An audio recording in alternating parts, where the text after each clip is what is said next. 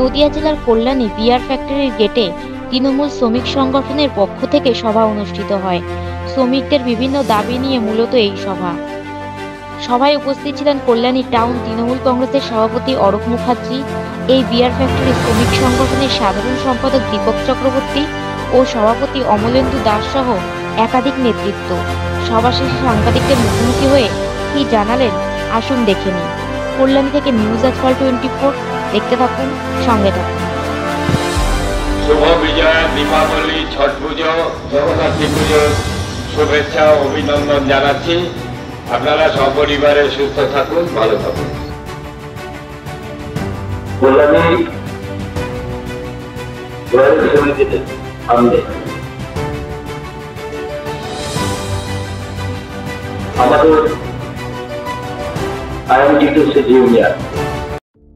গয়েশপুর পৌরসভার উদ্যোগে পৌর স্বাস্থ্য কেন্দ্র, এখানে বিনামূল্যে স্বাস্থ্য পরীক্ষা ও ডাক্তার দেখানোর ব্যবস্থা রয়েছে। এছাড়াও রক্ত ও প্যাথোলজিক্যাল পরীক্ষা করা হয়, পাশাপাশি ঔষধও দেওয়া হয় বিনামূল্যে। সকাল 10টা থেকে বিকেল 3টে পর্যন্ত প্রতিদিন ডাক্তার বসে। বোস ক্যাটারার্স বিবাহ, অন্নপ্রাশন ও যে কোনো সামাজিক অনুষ্ঠানে যত্ন সহকারে খাবার পরিবেশন করা হয়ে থাকে এবং ফুল কন্ট্রাক্টে অর্ডার নেওয়া হয়। Provider Shyamal Bose. Contact us, WhatsApp number 8697329543, our phone number 8240618388, Kalyani Nadia. যে শ্রমিকের কিছু চাহিদা ছিল, আগেও আমরা একবার বসেছিলাম ম্যানেজমেন্টের সঙ্গে, আমাদের কন্ট্রাক্টর শ্রমিকের কিছু প্রাপ্য ছিল, তারপর যখন কোভিড ছিল, কোভিডের জন্য হয়তো ফ্যাক্টরি, কিন্তু এখন তো স্থিতি অবস্থা ফিরে এসছে, তো কন্ট্রাক্টর লেবারদের একটা বক্তব্য আছে, সেই জায়গাটা তাদের ভাবনাগুলো, তারপরে আমাদের আগামী দিনে আমাদের যে চুক্তিনামা, আমাদের ম্যানেজমেন্ট আমাদের সঙ্গে যেটা বসা কথা ছিল, ঠিক আছে, মাইনার সঙ্গে এই বিষয়গুলো নিয়ে আমাদের গেছে এবং আমাদের দাবিটা আমাদের খুব পরিষ্কার। পাশাপাশি আরেকটা জিনিস দেখা যাচ্ছে এখানে দাঁড়িয়ে, যে এই ফ্যাক্টরি গেটে এবং ফ্যাক্টরিতে নিয়ম বহির্ভূত, যার হয়তো ডিউটি নেই, তিনি মদ্যপ অবস্থায় ঢুকে গিয়ে কোনো শ্রমিককে গালালি করছে, খিস্তি করছে, পড়েছে, এবং তারা একটা সময় তৃণমূলের চাকরি বাকরি পেয়েছে, ঠিক আছে, তো তারা তো বোঝেনি যে এই কাজটা কি পেয়েছে, তারা তো পেয়েছেন, কিন্তু আজকে দেখা যাচ্ছে কেউ বামপন্থীরা রামপন্থী হচ্ছে এবং এটা অরাজকতা তৈরি করতে চাইছে ফ্যাক্টরিতে।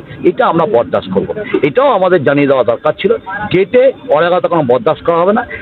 আজকে এই ফ্যাক্টরি, আর আমরাও বারের লোক কাউকে নিয়ে আসি না, এই যখন আজকে আমি এসেছি, কোনো বারের লোক সব শ্রমিকরাই রয়েছে এখানে, তো সেই জায়গায় দাঁড়িয়ে আমরা খুব পরিষ্কার বলতে চাই যে ফ্যাক্টরির মতো চলবে, শ্রমিক তার দাবি রাখবে, নিশ্চয়ই রাখবে, ম্যানেজমেন্টের সঙ্গে আমাদের ইউনিয়ন বসবে, আলোচনা করবে, আলোচনার মধ্যে দিয়ে একটা সহমতের ভিত্তিতে আমরা শ্রমিকের দাবিটা পূরণ করব। তার মানে এটা নয় যে আমরা কেউ এখানে অরাজকতা করবো, বাদনামি করবো, বদমাইশি করবো, এটা বরদাস্ত করা যায় না। আমাদের শ্রমিকের দীর্ঘদিনের চাহিদা ছিল, কিছু বক্তব্য ছিল, তারা জানিয়েছিলেন, সেই বিষয়গুলো ম্যানেজমেন্ট জানালো, ম্যানেজমেন্টের কাছে যাবেও আমাদের নেতৃত্ব, ইউনিয়ন নেতৃত্ব সম্পাদক দীপক চক্রবর্তী যাবেন, প্রেসিডেন্টরা যাবেন, যে কথা বলবেন, এবং আমাদের খুব পরিষ্কার যে ম্যানেজমেন্টকেও কিন্তু পা বাড়াতে হবে, কারণ বহুদিন হয়েছে বিষয়গুলো, বহুবার আলোচনা হচ্ছে, কিন্তু ফলপ্রসূ পাওয়া যাচ্ছে না। একটা সিদ্ধান্ত এবার ম্যানেজমেন্ট আসবে, আর আগামী দিনের শ্রমিক ক্ষেত্রে সমস্যা কিন্তু ম্যানেজমেন্টের হবে। শ্রমিকের যদি সমস্যা হয়, আমাদের আবেদন যে ম্যানেজমেন্ট সহানুভূতির সঙ্গে কন্ট্রাক্টর লেবার থেকে করে আমাদের পারমানেন্ট যে দাবি আছে, সেই দাবিটা বিচার করুক এবং পুনর্বিবেচনা করে দাবিটা পূরণ করার চেষ্টা করুক। ম্যানেজমেন্টের লক্ষ্য হচ্ছে শ্রমিকের রক্ত চোখা, এবং শ্রমিককে মানে কম পয়সা দিয়ে বেশি কাজ করিয়ে নেওয়াই তাদের লক্ষ্য থাকে। সেখানে দাঁড়িয়ে যদি ম্যানেজমেন্ট আপনাদের দাবি না মানে কি না, একটা কথা বলি, কিন্তু সিপিএম তো আমরা কোনো ফ্যাক্টরি বন্ধ করতে পারবো না। সিপিএম তো একটা সময় ওই মানে ভুল নীতির জন্য একটা ফ্যাক্টরি বন্ধ করে দিয়েছিল। তবে আমাদের কিন্তু এই 10 বছর আমরা আসার পর এখানে আগে একটা পার্মানেন্ট স্টাফের কি মান আছে, কিন্তু চাকরি করতে কি ছিল, বর্তমানে এখন কি আছে, একটা ক্যাজুয়াল কি পেত। সিপিএম 30 বছর ধরে এই ইউনিয়ন দেখেছে কি পেত, বর্তমানে কি কন্ট্রাক্টর শ্রমিক তারা আগে কি পেত, এখন কি পাচ্ছে। অর্থাৎ আমরা কিন্তু ম্যানেজমেন্টের সঙ্গে বসে বারবার এই দাবিগুলো আস্তে আস্তে ফিল আপ করছি। এবার কথা হচ্ছে তখন যেটা ফিল আপ হচ্ছে, আমাদের একটা চুক্তিনামা আছে, তার মানে এটা নয় যে আমরা ওইটা বিশ্বাস করি যে ফ্যাক্টরিটা বন্ধ করে দেবো, এইটা বিশ্বাস করি না। কারণ ফ্যাক্টরি বন্ধ করলে এখন তো যেটা চাচ্ছে সেটাও পাবে না। অর্থাৎ এত 600-700 শ্রমিক আছে, এবার শুধু শ্রমিকটা তার পরিবারটি হিসাব করুন, একটা পরিবারে 4-5 জন আছে। আর আমরা তো দেখেছি তার পরিণামগুলো কি ভয়ঙ্কর হয়েছে। মানে এই ফ্যাক্টরিগুলো তো আর নেই, ফ্যাক্টরিগুলো বিক্রি করে দিচ্ছে। তো এইগুলো দেখে দেখে আমরা অসুবিধা, যেমন আমাদের বাংলা মুখ্যমন্ত্রী বলছে কি বন্ধ করা যাবে না, অর্থাৎ একটা শ্রম দিবস নষ্ট মানে প্রচুর ক্ষতি। আজকে বন্ধ করে কতটা সাকসেসফুল হওয়া যায়, কতটা দাবি পূরণ করা যায় সেটা আমরা দেখেছি, আমাদের মতো কেউ ভালো দেখেনি। তো সেই জায়গা দাঁড়িয়ে এই দুদিন আগে সিপিএম বাংলা বন্ধ দেখেছিল। আমরা বলেছি না, ফ্যাক্টরি খোলা রাখতে হবে, কারণ এটা একটা সময় পশ্চিমবাংলা একটা বদনাম ছিল সারা ভারতবর্ষে, যে পশ্চিমবাংলার শ্রম দিবস নষ্ট হয় বন্ধের নামে একটা রাজনীতি চলে, এবং সেখানে সেই করতে করতে ফ্যাক্টরি ম্যানেজমেন্ট একটা ফ্যাক্টরি এখান থেকে নিয়ে চলে গেছে। তো আমরা চাই না যে কোনো ফ্যাক্টরি বন্ধ করে কিছু করতে, আমরা বারবার দরকার ম্যানেজমেন্টের সঙ্গে বসে বারবার আলোচনা করে এই সমাধান বের করতে হবে, এটা আমি বুঝি।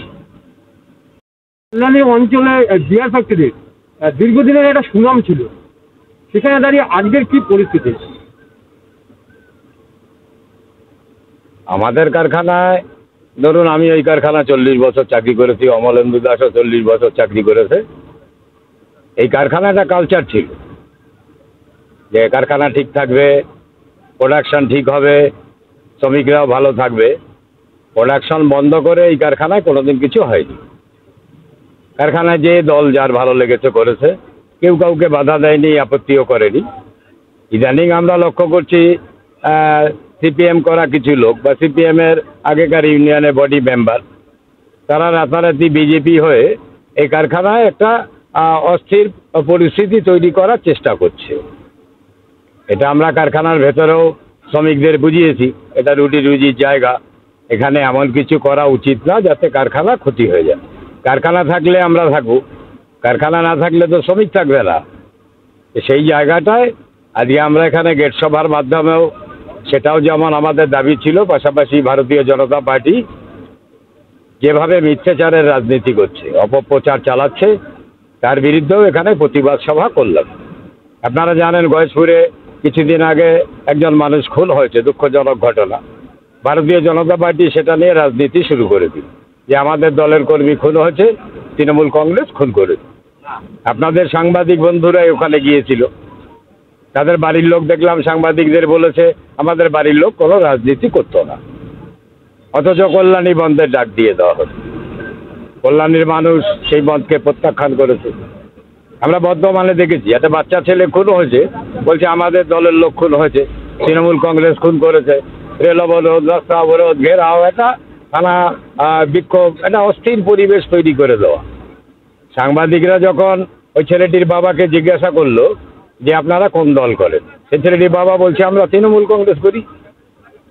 যে তাহলে বিজেপি যে বলছে ওদের দলের কর্মী খুন হয়েছে, তৃণমূল খুন করেছে, বলছে তা আমি বলতে পারবো না।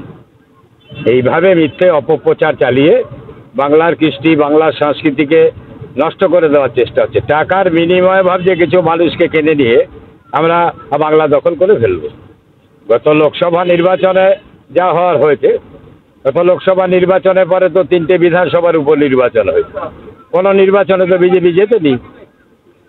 সামনের বিধানসভা নির্বাচনও বিজেপি কিছু করতে পারবে না। যার জন্য বাংলার মানুষকে সজাগ করা, কারখানা শ্রমিকদের সজাগ করা, সতর্ক করা যে আমরা যারা মমতা ব্যানার্জির নেতৃত্বে বিশ্বাস হয়ে কাজ করি, আমরা মানুষের পাশে থাকি, মানুষের জন্য কাজ করি। এই কারখানায় আমাদের ইউনিয়ন, আপনার ধরুন 2010 সালে কন্ট্রাক্টর শ্রমিকরা 110 টাকার মতো মজুরি পেত, আজকে বোধহয় 300 টাকার উপরে।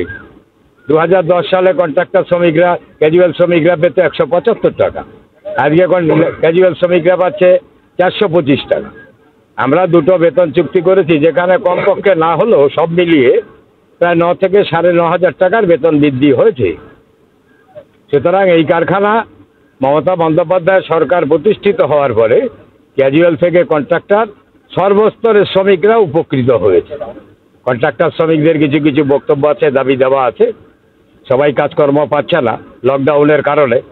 সরকারি গাইডলাইনের দোহাই দেখিয়ে কারখানা কর্তৃপক্ষ কিছুটা নিজের মতো করে চালাবার চেষ্টা করছে, যার জন্য আমরা এখানে প্রতিবাদ জানালাম যে কন্ট্রাক্টর শ্রমিকদের যে ন্যায্য দাবি, কাজ পাচ্ছে না বা কাজ করে এক্সট্রা কাজ করে ওভারটাইম পাচ্ছে না, এই কাজগুলো যাতে, দাবিগুলো যাতে মেটে, কারখানা কর্তৃপক্ষ যাতে বিষয়গুলো যত তাড়াতাড়ি সম্ভব আলোচনার মাধ্যমে সমাধান করে, সেই দাবি গেটে রাখলাম।